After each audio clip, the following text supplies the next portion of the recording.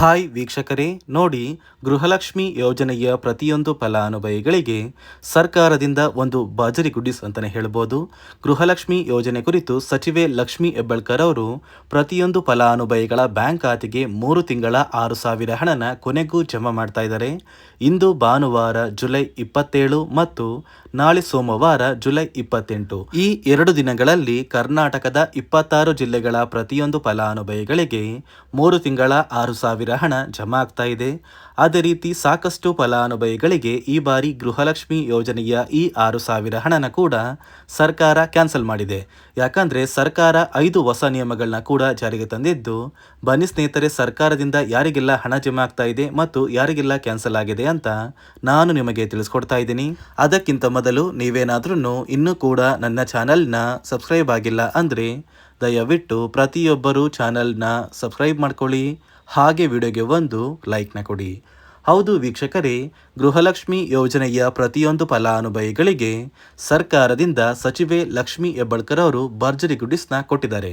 ಕಳೆದ 2 ತಿಂಗಳಿಂದ ಗೃಹಲಕ್ಷ್ಮಿ ಹಣಕ್ಕಾಗಿ ಸಾಕಷ್ಟು ಫಲಾನುಭವಿಗಳು ಪ್ರತಿನಿತ್ಯವೂ ಕೂಡ ವೆಯ್ಟ್ ಮಾಡ್ತಾ ಇದ್ರಿ. ನಮ್ಮ ಬ್ಯಾಂಕ್ ಖಾತೆಗೆ ಹಣ ಜಮಾ ಆಗ್ತಾ ಇಲ್ಲ ಅಂತ ಸಾಕಷ್ಟು ಜನ ಕಮೆಂಟ್ನ ಕೂಡ ಮಾಡ್ತಾ ಇದ್ರಿ. ಇದೀಗ ನಿಮ್ಮ ಬ್ಯಾಂಕ್ ಖಾತೆಗೆ ಕೊನೆಗೂ ಸರ್ಕಾರ ಇಂದು ಭಾನುವಾರ ಮತ್ತು ನಾಳೆ ಸೋಮವಾರ ಈ 2 ದಿನಗಳಲ್ಲಿ ಕರ್ನಾಟಕದ 26 ಜಿಲ್ಲೆಗಳ ಪ್ರತಿಯೊಂದು ಫಲಾನುಭವಿಗಳಿಗೆ 2 ಹಂತಗಳಲ್ಲಿ ಗೃಹಲಕ್ಷ್ಮಿ ಯೋಜನೆಯ ಒಟ್ಟು 3 ತಿಂಗಳ 6,000 ಹಣನ ಜಮಾ ಮಾಡ್ತಾ ಇದೆ. ಸಚಿವೆ ಲಕ್ಷ್ಮಿ ಹೆಬ್ಬಾಳ್ಕರ್ ಅವರೇ, ಪ್ರತಿಯೊಂದು ಫಲಾನುಭವಿಗಳ ಬ್ಯಾಂಕ್ ಖಾತೆಗೆ ನಾವು 3 ತಿಂಗಳ 6,000 ಹಣನ ಜಮಾ ಮಾಡ್ತಾ ಇದ್ದೀವಿ ಅಂತ ಮುಖ್ಯವಾದ ಮಾಹಿತಿನ ಕೊಟ್ಟಿದ್ದು, ನಿಮ್ಮ ಬ್ಯಾಂಕ್ ಖಾತೆಗೆ ಖಂಡಿತವಾಗಿಯೂ ಸರ್ಕಾರ ಹಣ ಜಮಾ ಮಾಡುತ್ತಾ ಅಂತ ನೀವು ಕೇಳಬಹುದು. ಹೌದು ವೀಕ್ಷಕರೇ, ಸಚಿವೆ ಲಕ್ಷ್ಮಿ ಹೆಬ್ಬಾಳ್ಕರ್ ಅವರು ತಿಳಿಸ್ಕೊಟ್ಟಿದ್ದಾರೆ. ಗೃಹಲಕ್ಷ್ಮಿ ಯೋಜನೆಯ ಪ್ರತಿಯೊಂದು ಫಲಾನುಭವಿಗಳಿಗೆ ಖಂಡಿತವಾಗಿಯೂ 3 ತಿಂಗಳ 6,000 ಹಣನ ಜಮಾ ಮಾಡ್ತಾ ಇದೆ. ಯಾಕೆ ಕಳೆದ 2 ತಿಂಗಳಿಂದ ಯಾವುದೇ ರೀತಿಯ ಒಂದು ಹಣ ಜಮಾ ಆಗಿಲ್ಲ ಅಂದರೆ, ಸರ್ಕಾರ ಪ್ರತಿಯೊಂದು ಫಲಾನುಭವಿಗಳಿಗೆ 5 ನಿಯಮಗಳ ಪ್ರಕಾರ ನಿಮ್ಮ ಒಂದು ದಾಖಲಾತಿಗಳು ಅಂದರೆ ಗೃಹಲಕ್ಷ್ಮಿ ಯೋಜನೆಗೆ ನೀವು ಅರ್ಜಿನ ಸಲ್ಲಿಸಬೇಕಾದ್ರೆ ಏನೆಲ್ಲ ಒಂದು ದಾಖಲಾತಿಗಳನ್ನ ಕೊಟ್ಟಿದ್ದೀರಾ, ಆ ಒಂದು ದಾಖಲಾತಿಗಳನ್ನ ಚೆಕ್ ಮಾಡಿ ನೀವು ಗೃಹಲಕ್ಷ್ಮಿ ಯೋಜನೆಯ ಹಣ ಪಡೆಯಲು ಅರ್ಹರೋ ಅಥವಾ ಅನರ್ಹರೋ ಅಂತ ತಿಳಿದುಕೊಂಡು ನಂತರ ಪ್ರತಿಯೊಂದು ಫಲಾನುಭವಿಗಳಿಗೆ ಹಣ ಜಮಾ ಮಾಡಬೇಕಾಗಿತ್ತು. ಅದೇ ಒಂದು ಕಾರಣಕ್ಕೆ ಕಳೆದ 2 ತಿಂಗಳಿಂದ ಯಾವುದೇ ರೀತಿಯ ಒಂದು ಹಣ ಜಮಾ ಆಗಿಲ್ಲ ಅಂತ ಸರ್ಕಾರ ಒಂದು ಮುಖ್ಯವಾದ ಮಾಹಿತಿನ ಕೊಟ್ಟಿದೆ. ಯಾಕಂದ್ರೆ ಈ ಬಾರಿ ಗೃಹಲಕ್ಷ್ಮಿ ಯೋಜನೆಯ ಈ 3 ತಿಂಗಳ 6,000 ಹಣನ ಸುಮಾರು 1 ಲಕ್ಷಕ್ಕಿಂತ ಅಧಿಕ ಫಲಾನುಭವಿಗಳ ಬ್ಯಾಂಕ್ ಖಾತೆಗೆ ಸರ್ಕಾರ ಕ್ಯಾನ್ಸಲ್ ಮಾಡಿದೆ. ಯಾಕಂದ್ರೆ ಸರ್ಕಾರ ಜಾರಿಗೆ ತಂದಿರುವ ನಿಯಮಗಳ ಪ್ರಕಾರ ಈ 1 ಲಕ್ಷ ಫಲಾನುಭವಿಗಳು ಆ 5 ನಿಯಮಗಳನ್ನ ಪಾಲಿಸಿಲ್ಲ. ಹಾಗಾದ್ರೆ ಬನ್ನಿ ಸ್ನೇಹಿತರೆ, ಸರ್ಕಾರ ಜಾರಿಗೆ ತಂದಿರುವ ಆ 5 ನಿಯಮಗಳು ಏನು ಮತ್ತು ಯಾವ ಫಲಾನುಭವಿಗಳಿಗೆ ಹಣ ಕ್ಯಾನ್ಸಲ್ ಆಗಿದ್ದು, ಯಾರಿಗೆಲ್ಲ 6,000 ಹಣ ಜಮಾ ಆಗ್ತಾ ಇದೆ ಅಂತ ತಿಳ್ಕೊಳ್ಳೋಣ.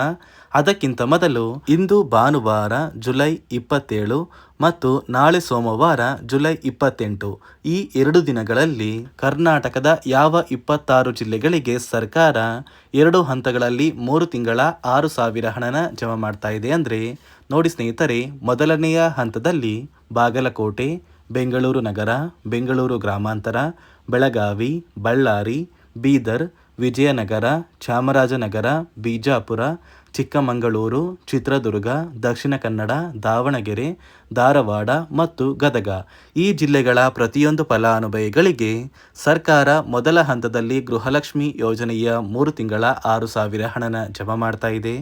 ಅದೇ ರೀತಿ ಎರಡನೆಯ ಹಂತದಲ್ಲಿ ಕಲಬುರಗಿ, ಹಾಸನ, ಹಾವೇರಿ, ಕೊಡಗು, ಕೋಲಾರ, ಕೊಪ್ಪಳ, ಮಂಡ್ಯ, ಮೈಸೂರು, ರಾಯಚೂರು, ರಾಮನಗರ, ಶಿವಮೊಗ್ಗ, ತುಮಕೂರು, ಉಡುಪಿ, ಉತ್ತರ ಕನ್ನಡ, ಯಾದಗಿರಿ ಈ ಜಿಲ್ಲೆಗಳ ಪ್ರತಿಯೊಂದು ಫಲಾನುಭವಿಗಳಿಗೆ ಎರಡನೆಯ ಹಂತದಲ್ಲಿ 3 ತಿಂಗಳ 6,000 ಹಣನ ಜಮಾ ಮಾಡ್ತಾ ಇದ್ದು, ಪ್ರತಿಯೊಬ್ಬರು ನಿಮ್ಮ ಬ್ಯಾಂಕ್ ಖಾತೆಗೆ 20ನೇ ಕಂತಿನ ಹಣ, 21ನೇ ಕಂತಿನ ಹಣ ಹಾಗೂ 22ನೇ ಕಂತಿನ ಹಣ ಈ 3 ತಿಂಗಳ 6,000 ಹಣನ ಉಳಿದಿರುವ 3 ಅಥವಾ 4 ದಿನಗಳಲ್ಲಿ ಆದಷ್ಟು ಬೇಗ ಪಡ್ಕೋತೀರಾ. ನೋಡಿ ಸ್ನೇಹಿತರೆ, ಈ ಬಾರಿ ಸುಮಾರು 1 ಲಕ್ಷಕ್ಕಿಂತ ಅಧಿಕ ಫಲಾನುಭವಿಗಳ ಬ್ಯಾಂಕ್ ಖಾತೆಗೆ ಸರ್ಕಾರ ಗೃಹಲಕ್ಷ್ಮಿ ಯೋಜನೆಯ ಹಣನ ಜಮಾ ಮಾಡ್ತಾ ಇಲ್ಲ.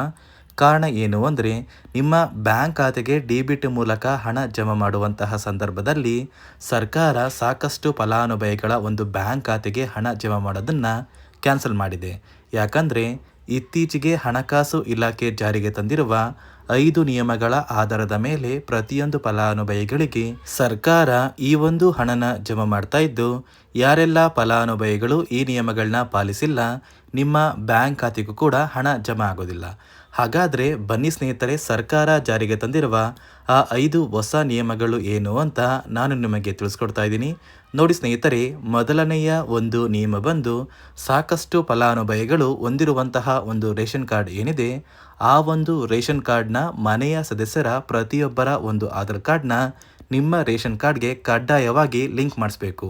ಅಂದರೆ ಈ ಒಂದು ಲಿಂಕ್ ಮಾಡಿಸುವಂತಹ ಒಂದು ಪ್ರೊಸೀಜರ್ಗೆ ಸರ್ಕಾರ KYC ಅಂತ ಕರೀತಾರೆ. ನಿಮ್ಮ ರೇಷನ್ ಕಾರ್ಡ್ಗೆ ಇನ್ನೂ ಸಹ KYC ಆಗಿಲ್ಲ ಅಂದರೆ ನಿಮ್ಮ ಬ್ಯಾಂಕ್ ಖಾತೆಗೆ ಸರ್ಕಾರ ಮುಂದಿನ ದಿನಗಳಲ್ಲಿ ಗೃಹಲಕ್ಷ್ಮಿ ಯೋಜನೆಯ ಹಣನ ಕ್ಯಾನ್ಸಲ್ ಮಾಡುತ್ತೆ. ಅದೇ ರೀತಿ ಎರಡನೆಯ ಒಂದು ನಿಯಮ ಬಂದು, ಸಾಕಷ್ಟು ಫಲಾನುಭವಿಗಳು ಕಳೆದ 3 ತಿಂಗಳಿಂದ ಸರ್ಕಾರದಿಂದ ಬರ್ತಾ ಇರುವಂತಹ ಒಂದು ರೇಷನ್ ಏನಿದೆ, ಅಂದರೆ ಉಚಿತ ಅಕ್ಕಿ ಏನಿದೆ, ಈ ಒಂದು ರೇಷನ್ನ ಪಡ್ಕೋತಾ ಇಲ್ಲ. ಒಂದು ವೇಳೆ ಕಳೆದ 3 ತಿಂಗಳಿಂದ ನೀವು ರೇಷನ್ನ ಪಡ್ಕೊಂಡಿಲ್ಲ ಅಂದರೆ ಸರ್ಕಾರ ನಿಮ್ಮ ಬಳಿ ಇರುವಂತಹ ಒಂದು ರೇಷನ್ ಕಾರ್ಡ್ನ ಕ್ಯಾನ್ಸಲ್ ಮಾಡುತ್ತೆ. ನಿಮ್ಮ ರೇಷನ್ ಕಾರ್ಡ್ನ ಸರ್ಕಾರ ಕ್ಯಾನ್ಸಲ್ ಮಾಡಿದ್ರೆ ನಿಮ್ಮ ಬ್ಯಾಂಕ್ ಖಾತೆಗೆ ಗೃಹಲಕ್ಷ್ಮಿ ಯೋಜನೆಯ ಹಣ ಇರ್ಬೋದು ಮತ್ತು ಸರ್ಕಾರದಿಂದ ಬರುವಂತಹ ಒಂದು ಸೌಲಭ್ಯಗಳನ್ನ ನೀವು ಕಳ್ಕೋಬೇಕಾಗುತ್ತೆ. ಅದೇ ರೀತಿ ಮೂರನೆಯ ಒಂದು ನಿಯಮ ಬಂದು, ನೋಡಿ ಸ್ನೇಹಿತರೆ, ನಿಮ್ಮ ಬಳಿ ಇರುವಂತಹ ಒಂದು ಆಧಾರ್ ಕಾರ್ಡ್ ಏನಿದೆ, ಆ ಒಂದು ಆಧಾರ್ ಕಾರ್ಡ್ನ ಕಳೆದ 15 ವರ್ಷಗಳಲ್ಲಿ ನೀವು ಯಾವುದೇ ರೀತಿಯ ಒಂದು ತಿದ್ದುಪಡಿನ ಮಾಡಿಸಿಲ್ಲ ಅಂದರೆ ನಿಮ್ಮ ಬ್ಯಾಂಕ್ ಖಾತೆಗೆ ಸರ್ಕಾರ ಗೃಹಲಕ್ಷ್ಮಿ ಯೋಜನೆಯ ಹಣನ ಕ್ಯಾನ್ಸಲ್ ಮಾಡುತ್ತೆ. ಯಾಕಂದರೆ ಸರ್ಕಾರದಿಂದ ಬಂದಿರುವಂತಹ ಒಂದು ಆದೇಶದ ಪ್ರಕಾರ ಪ್ರತಿಯೊಂದು ಫಲಾನುಭವಿಗಳು ಕಳೆದ 15 ವರ್ಷಗಳಲ್ಲಿ ಯಾವುದೇ ರೀತಿಯ ಒಂದು ತಿದ್ದುಪಡಿನ ನಿಮ್ಮ ಆಧಾರ್ ಕಾರ್ಡ್ಗೆ ನೀವು ಮಾಡಿಸಿಲ್ಲ ಅಂದರೆ ಕಡ್ಡಾಯವಾಗಿ ಆದಷ್ಟು ಬೇಗ ನಿಮ್ಮ ಆಧಾರ್ ಕಾರ್ಡ್ಗೆ ತಿದ್ದುಪಡಿನ ಮಾಡಿಸಿ. ಅದೇ ರೀತಿ ನಾಲ್ಕನೆಯ ಒಂದು ನಿಯಮ ಬಂದು, ನಿಮ್ಮ ಕುಟುಂಬದ ಒಂದು ವಾರ್ಷಿಕ ಆದಾಯ 7 ಲಕ್ಷಕ್ಕಿಂತ ಕಡಿಮೆ ಇರಬೇಕು. ಒಂದು ವೇಳೆ ನಿಮ್ಮ ಕುಟುಂಬದ ವಾರ್ಷಿಕ ಆದಾಯ 7 ಲಕ್ಷಕ್ಕಿಂತ ಜಾಸ್ತಿ ಇದ್ದರೆ ನಿಮ್ಮ ಬ್ಯಾಂಕ್ ಖಾತೆಗೆ ಸರ್ಕಾರ ಗೃಹಲಕ್ಷ್ಮಿ ಯೋಜನೆಯ ಹಣನ ಕ್ಯಾನ್ಸಲ್ ಮಾಡುತ್ತೆ. ಅದೇ ರೀತಿ 5ನೆಯ ಒಂದು ನಿಯಮ ಬಂದು, ನಿಮ್ಮ ಕುಟುಂಬದ ಸದಸ್ಯರು ಅಥವಾ ಗೃಹಲಕ್ಷ್ಮಿ ಯೋಜನೆಯ ಫಲಾನುಭವಿಗಳು ಯಾರು ಕೂಡ ಸರ್ಕಾರಿ ನೌಕರರಾಗಿ ಕಾರ್ಯನಿರ್ವಹಿಸ್ತಾ ಇರಬಾರ್ದು.